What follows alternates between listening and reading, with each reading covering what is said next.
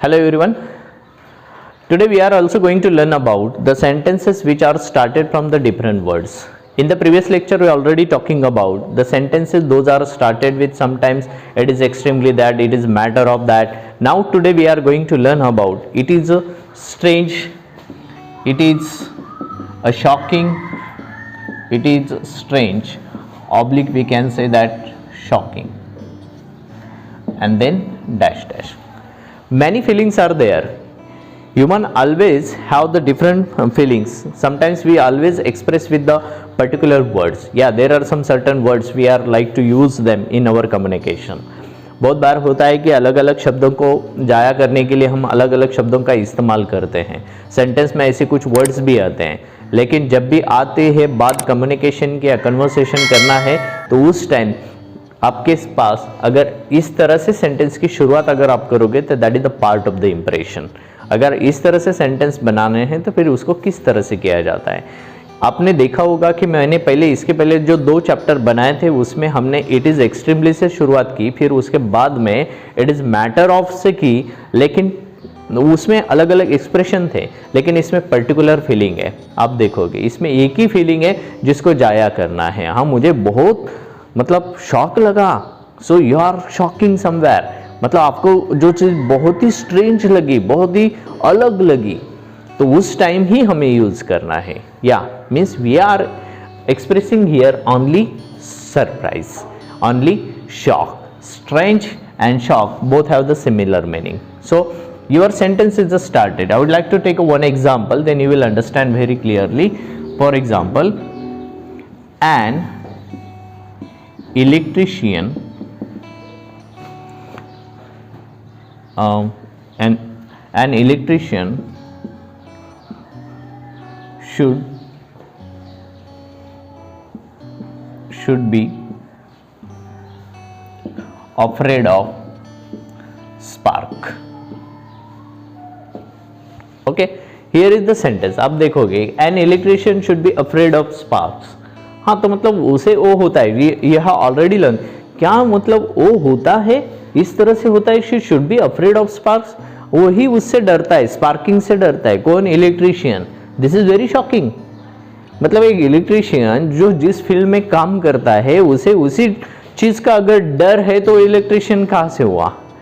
Understand?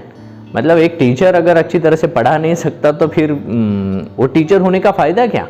Understand? This is strange. What I am talking about? This is strange. This is very surprising. हाँ, वो हमारे लिए बहुत मतलब एक शॉकिंग चीज़ है यहाँ पे. An electrician should be afraid of spark. एक इलेक्ट्रिशियन होके उससे डरता है. So we can also start our sentences when we feel that it is very strange.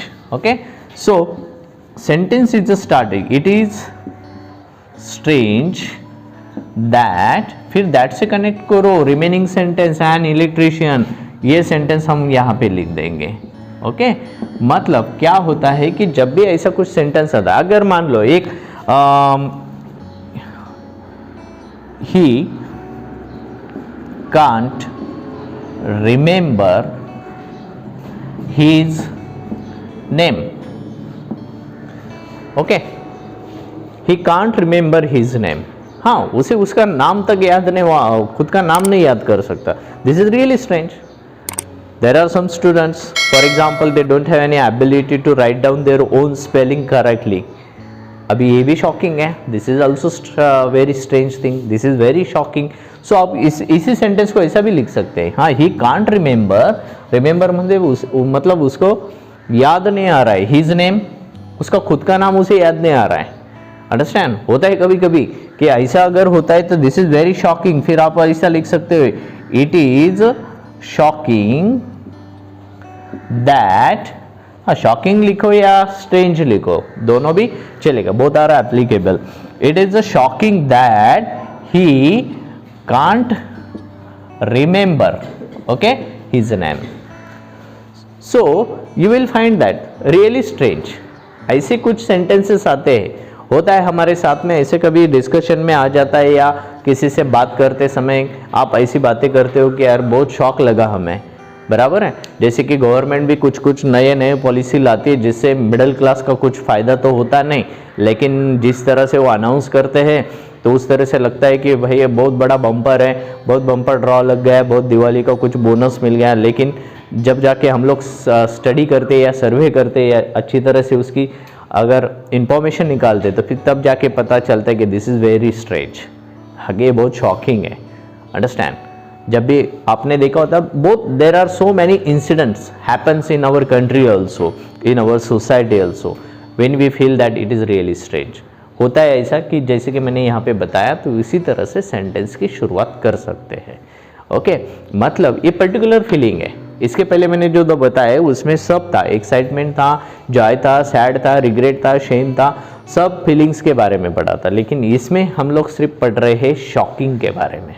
या very surprising things are there. So you can start your sentence with it is strange or it is shocking. Then continue the sentence with that. फिर इसका structure भी किस तरह से आता है, इसका स्ट्रक्चर अगर हमें पढ़ना है तो इस तरह से ध्यान में रखो। Okay, you may start your sentence with it is strange, फिर उसके बाद में लिखना है हमें दैट, हाँ, दैट के बाद में लिखना है मेन सेंटेंस। बस इस तरह से अगर आपका जैसे कि वैसे लिखना है, इसमें कोई भी अलग एक्सक्लेमेटरी वर्ड नहीं आएगा, लेकिन सेंटेंस में फीलिंग्स उस तरह से आएगी। अंडरस्टैंड? तो इस तरह से होता है, इट इज स्ट्रेंज दैट, फिर मेन सेंटेंस लिखना है जिससे हमको ये एक्सप्रेशन पता चलेगा। So you can start your sentences just like that one. Okay, so it is strange और shocking. So keep it in mind. Make the practice very well. Find out the more sentences there. There are lots of sentences. If you are making the practice very well, then you will have the good knowledge. होता है बहुत बार छोटी छोटी sentence हम लोग तो रोज पढ़ लेते हैं, लेकिन उनको अप्लाई नहीं करते हैं। अगर उसे आप डेली कम्युनिकेशन में अप्लाई करना शुरू कर दोगे, फिर आपका नॉलेज अच्छी तरह से बढ़ता जाएगा। आज के लिए हम लोग इतना ही पढ़ते हैं कि किस तरह से सेंटेंसेस आते हैं। अगर सरप्राइज और शॉकिंग फीलिंग को एक्सप्रेस करना है तो इस तरह से सेंटेंस आप बना सकते हो। So keep it in mind. If you have any doubt, you can write in the comment section. Okay, so don't forget to subscribe my channel, and if you just like the video, don't forget to share with the others also. Thank you very much. Take care. Good day.